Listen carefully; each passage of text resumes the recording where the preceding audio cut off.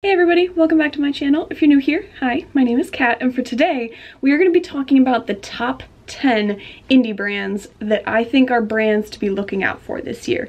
They started on that upward trajectory last year, and I think this year is really going to be it for them. And so I just wanted to kind of talk about them in no particular order. It's not like a ranking, it's just the top 10 ones that I feel like are standout ones to be looking out for. And they are all across the globe. We've got lots of international brands, so I am really excited to talk about this with you guys, and definitely let me know as we're going through if you agree or disagree in the comments, or if there's a brand that you think is like, I can't believe you wouldn't mention this indie brand. Let me know. Alright, so first up, I wanted to talk about Gorman Girls, because I really feel like last year, at like the beginning of the year, there weren't a ton of products that were like screaming to me where I was like, you really need to get this. And then I had a friend of mine, Debbie, the lovely Debbie from the channel Debutante, she sent me one of the palettes from Gorman Girls, and I was so impressed with the quality of the matte shades. Like, they were super pigmented, blended really nicely, and so I was like, okay, this is definitely something to keep a lookout for. But one of the things that I was not quite as impressed with was the quality of the metallics. Like, I felt like to a certain extent they could have been more pow. Like, they weren't bad, but they were like medium tier, where I definitely had other brands where I felt like the metallics and the shimmer shades were that next level, and they weren't quite there yet. And then Gorman Girls came out with their collab palette between Debutante, Adventures of Zinnia, and the Brutally Honest Beauty. And that palette, it's the That Time of Year palette. They came out with it for Christmas, and I feel like that was the first palette where I was like, okay, she heard and she is like making those improvements, and that palette was already like, all right, let's see where this is going from here, because she included two shades that were definitely very duochrome-y, shimmery, almost multi-chromes, and they were beautiful topper shades, but you could build them up enough to where they would be able to be standalone shades as well, and the matte shades were still amazing. And so I feel like this is her year. Like, I've seen the pictures of her Valentine's Day palette that is coming out tomorrow or Tuesday, I think. And I would definitely keep a lookout for that, because it looks like that palette is going to be very similar to That Time of Year palette, where there are a few absolutely duo, if not multi-chrome shades in there. The matte shades look absolutely stunning. The metallics look super pigmented, and so I feel like this palette, and then if she continues on this track, like, it can only go up from here. So I am really excited to see what the response is to this palette, how we feel about it. So definitely make sure you guys check that out, see if it's something you're into, especially if you like really beautiful reds and pinks with some nice neutrals in there. I would highly recommend checking this palette out. I do have a code, full disclosure, I have a code with Gorman Girls. I don't get anything out of it, it's not like an affiliate code, but if you guys are wanting to check out the Valentine's Day palette, you can toss in my code JACKED and it'll save you 10% on there. And so that's just something, check it out, and if you like it, save some money on there. But with all of that completely aside, I really feel like she's starting to progress forward with just the overall design and color stories on her palettes. This one for the Valentine's Day palette is a collaboration between Gorman Girls and Doodles by the Bunny, which if you guys haven't checked out her Instagram, I'm going to link her Instagram down below. I have been following Doodles for years, literal years, and her designs on palettes are gorgeous. And so the fact that she did a collaboration with Gorman Girls, we're really starting to get into like the yes. Like, I am all about it. And so I would highly recommend checking this palette out, and just seeing where they go from here is going to be really interesting. I am super excited. And I've also noticed that several more like high level influencers that have just hundreds of thousands of subscribers have been starting to mention Gorman Girls. And so based on that trend of bigger influencers starting to mention her brand, I think this is going to be the year for sure. So up next, we're going to talk about a Russian indie brand that I actually just did a video on like last week, and that's going to be Taliya Tanuka, also called Sigil inspired. But the quality of these palettes is so good. I mean, they are uber pigmented. The metallic shades are just insane. I mean, if that last video is any indication of the quality of the palettes, I mean, oof, just through the roof. And I think one of the things that I especially really love about the brand is the way that they package the products when it gets to you. I'll toss in a couple pictures here of what that looks like, but they're like gifts. They gift wrap them, and it's this really nice paper, and when you unwrap them, the palettes themselves, the packaging has a nice solid weight to it. It's this really sleek Gucci black on there. It's just so nice.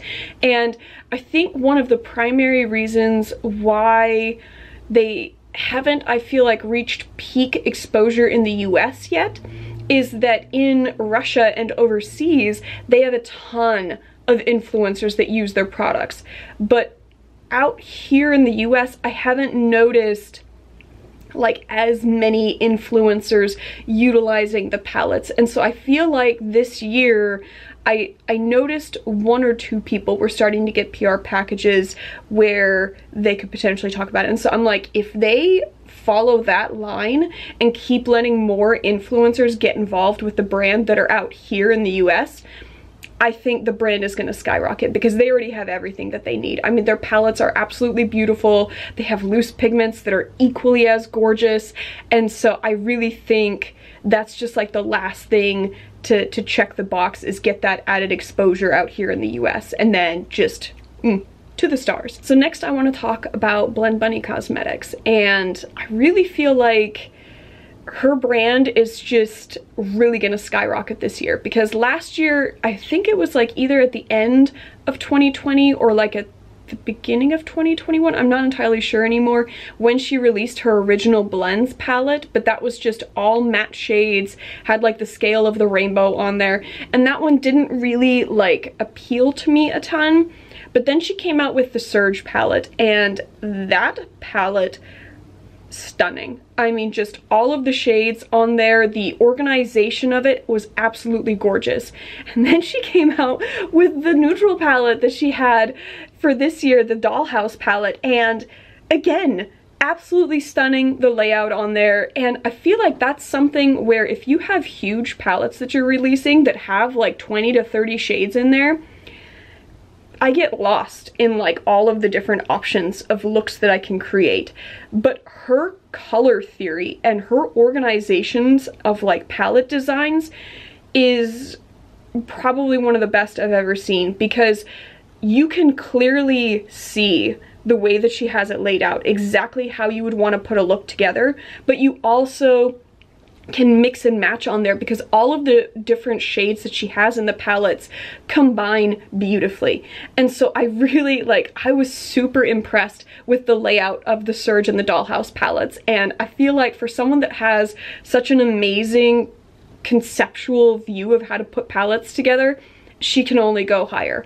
And so I'm really excited to see what her next few releases are going to be for this year, and I feel like she's going to be one of the standout indie brands to be looking out for, absolutely. Then we have Unique Beauty, which is a really cool indie brand out of the UK, and I think one of the things that I enjoy the most about Unique Beauty is their packaging.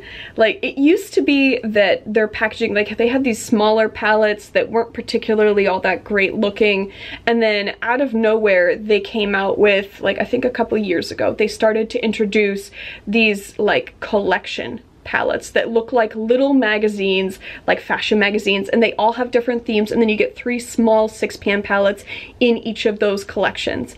And you can also buy the 6-pan palettes on their own, so you don't have to get the whole thing, but the artwork on those palettes, the color stories, all of it is so stunning, and the quality is there to match. I mean, those shimmers are probably some of the most beautiful shimmers I've ever seen. I mean, they are just gorgeous, and the matte shades blend really nicely. So I really think once they kind of finalized that concept and really leaned into it, they've been doing much, much better. And so I just kind of hope that they get a little bit more exposure in the States, because I don't see a ton of people talking about them, but their quality is like through the roof. And so I think once they get that marketing side of things nailed down, this could definitely be their year. So I'm really interested to see how they kind of navigate that, but very good brand, and so I really am excited to see what happens this year for them. Then we have Menagerie Cosmetics, which I definitely think that it's going to be interesting to see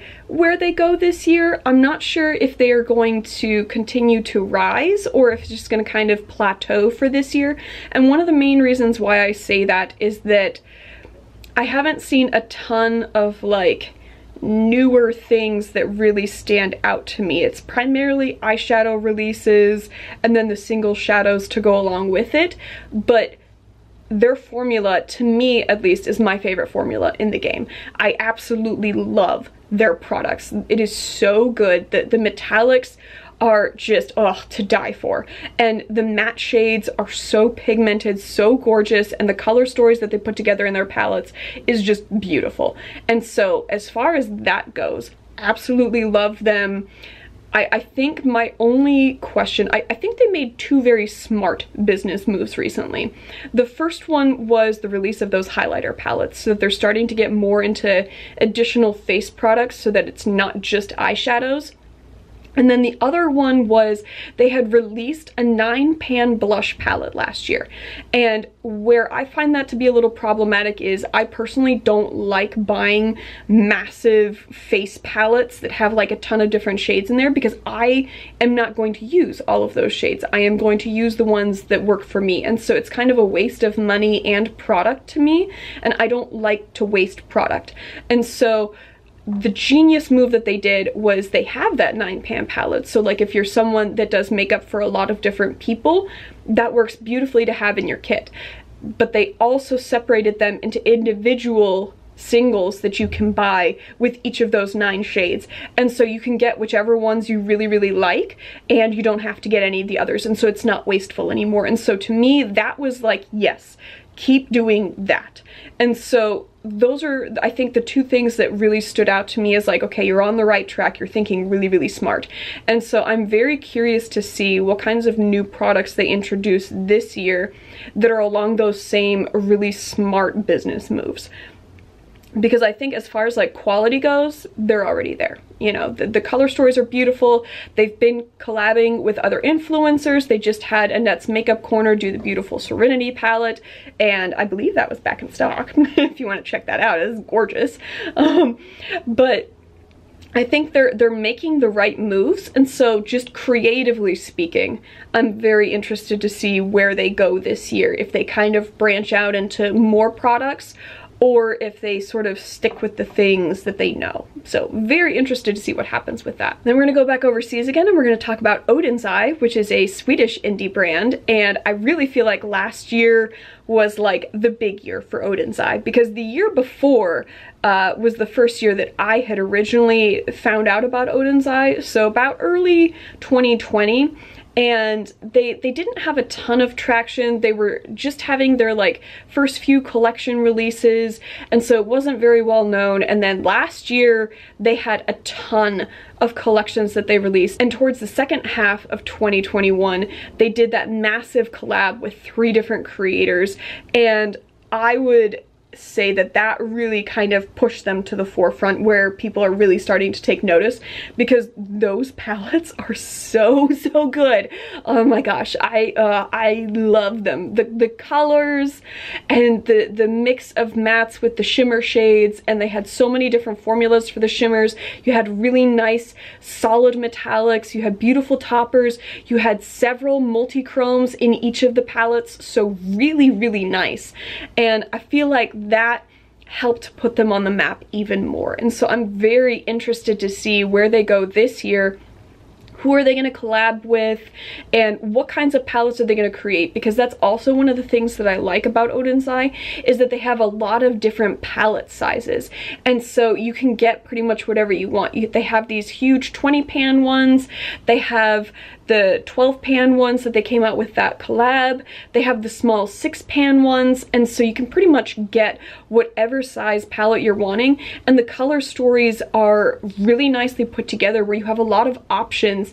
Even just in the 6 pan ones you can create several different looks, and so I think they are really on the right track, and so I'm very interested to see what happens with them this year and where they're gonna go, what they're gonna do next. Then let's talk about Adept Cosmetics, where I feel like they've had kind of an interesting build-up, because like several years ago, I feel like they were primarily just sold on Amazon as like empty palettes and then some singles that you could get, but in the last year, they really blew up. I mean, they had the Plain Jane palette, Ninhydrin, and then Codain and Amunet New. Amunet New? I feel like I always say that one wrong. But Codain and Amunet New, those two I feel like were really the standout palettes, because Plain Jane and Ninhydrin had shades in there that are practically identical to quite a few other brands, and so it kind of seemed like they were all just purchasing from the same warehouse, whereas Codain specifically was the first of the two that really was a standout to me, because it had a lot of deeper shade metallics that I hadn't seen before, very different formula, really high quality, and then they came out with Amunet New, which is like the more neutral version of Codain, but still a beautiful color story, more unique shades, and so I really think, based on those last two releases, that they're on the right track for really kind of stepping into their own and not just relying on like the third-party warehouse marketing type stuff where pretty much anyone can get those products. I feel like they're really starting to come into their own, and so I'm very interested to see for this year what kinds of palettes they come out with. Maybe are they going to branch out into more than just eyeshadows? So very curious on that, because they definitely, I mean, they blew up last year. Like, it was amazing to see on Instagram the level of like excitement that there was over every single palette that they came out with. Really, really cool to see. So this year is going to be extra interesting. All right, next up we're going to talk about Lethal, and we are slowly coming to the end. I think we've only got 2 more after this, so we're definitely coming down to the wire on these brands. So Lethal Cosmetics is a German indie brand. They are stationed out of Berlin, and definitely like last year was a big year for them. They came out with a lot of new products, but I really feel like there's 2 products that really are standout ones for me. The first one is their liquid multi-chromes, which we're really kind of stepping into that market where we're seeing a lot of brands coming out with liquid multi-chromes, so I feel like they were very on trend with that. And then at the end of the year, they came out with just a solid only multi-chromes palette. And so regardless, I haven't checked out the palette yet. I have it, and so I'm going to do a video for you guys probably next week on that palette to let you know the quality of it.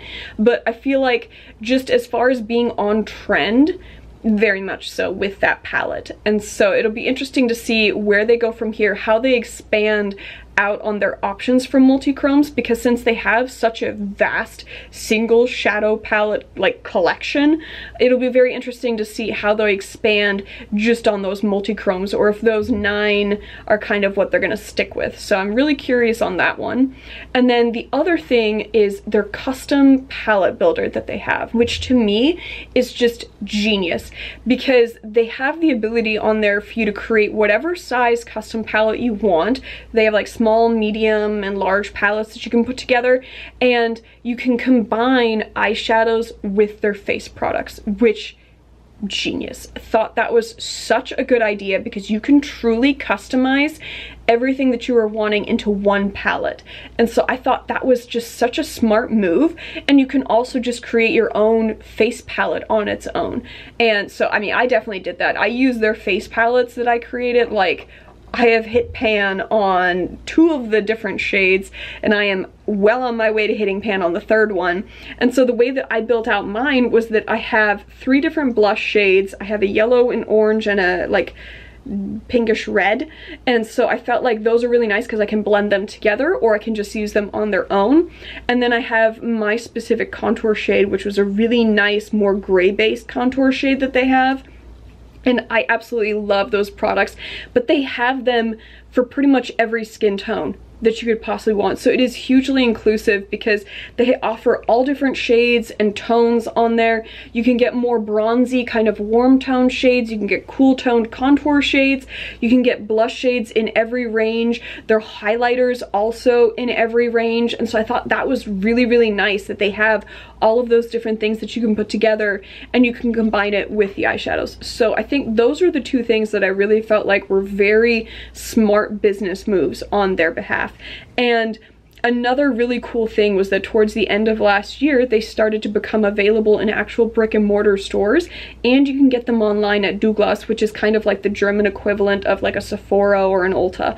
And so really starting to expand the brand out beyond just their own website. And so I think this year's going to be really interesting to see how they expand even further. I think they had done one collab with Teresa is Dead last year, and so I'm very curious to see who else they do collabs with this year, and it's going to be really awesome to watch them continue to grow because they just have already such a massive number of products that they sell. And I have heard whispers that they might get into more face products with like perhaps foundations and concealers. So definitely something to keep an eye out for, because as far as inclusivity goes, they're gonna be like up there with Fenty, and so really, really interested to see what they come up with this year. Then our next one up, we're gonna talk about Copacetic Cosmetics, and I feel like the main reason why this brand to me is one to look out for this year is the just vast expanse of products that they have and the quality of those products.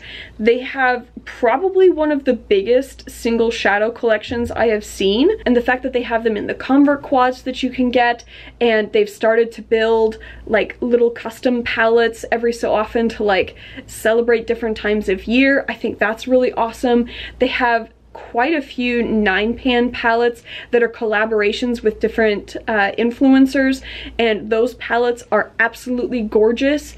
So I really think that they're, as far as eyeshadows go, just at the peak already. They've started to include a lot more multi-chromes.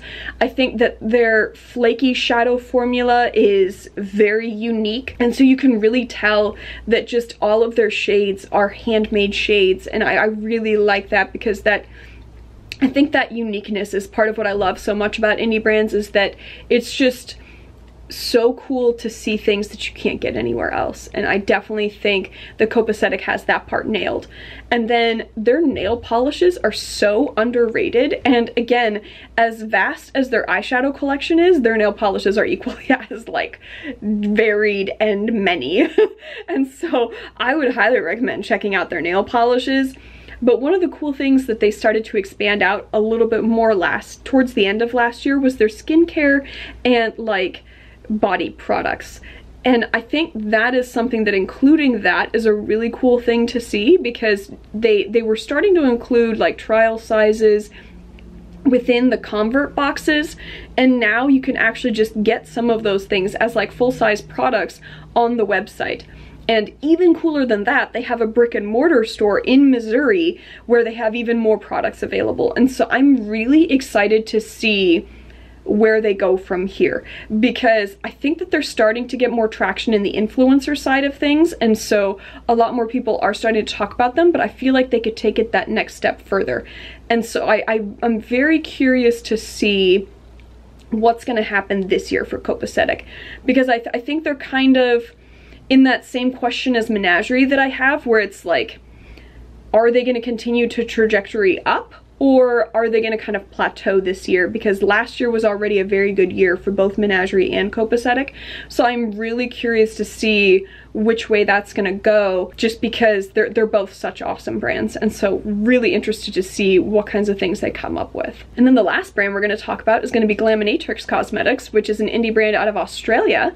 And I really think with them, one of the interesting things is how they continue to grow, because when I first first found them, it was primarily single shadows brand, very much like what you would see on Etsy. And they had one palette that they had released, which was the Sandra Rose palette.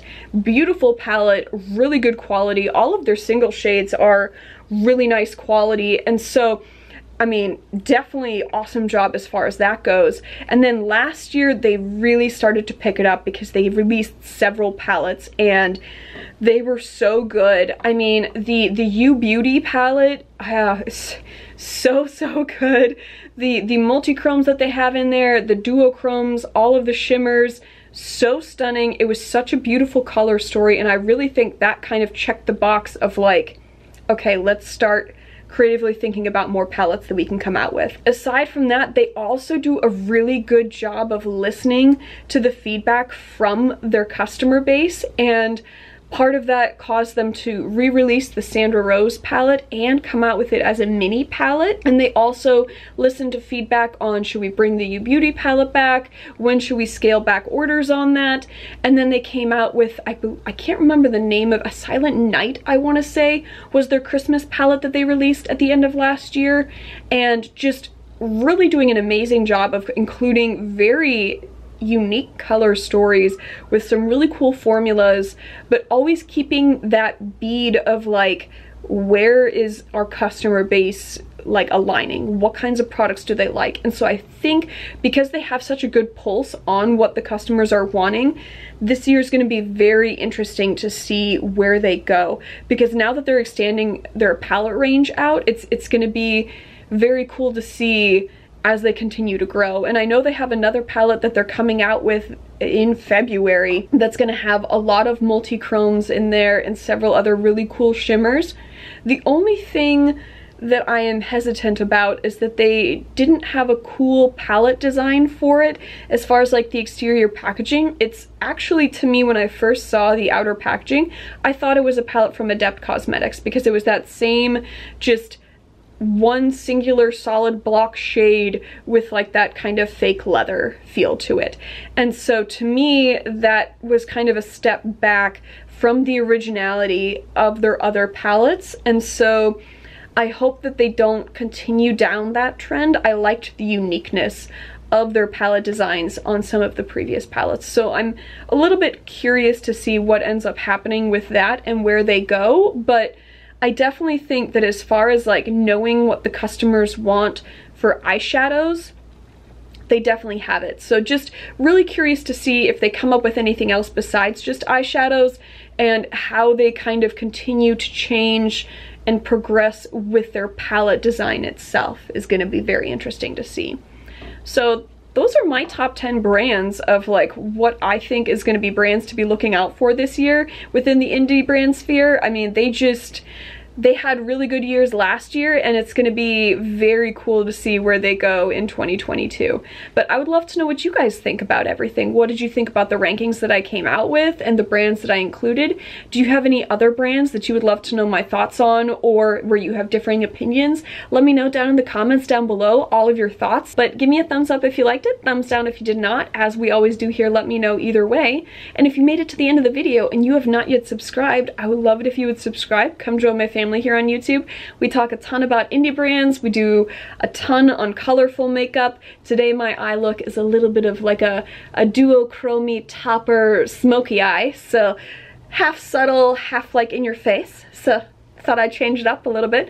And we do a ton of swatches on most of my videos as well. So if that sounds like fun, I would love it if you would join my family. And other than that, you guys just go have a good one.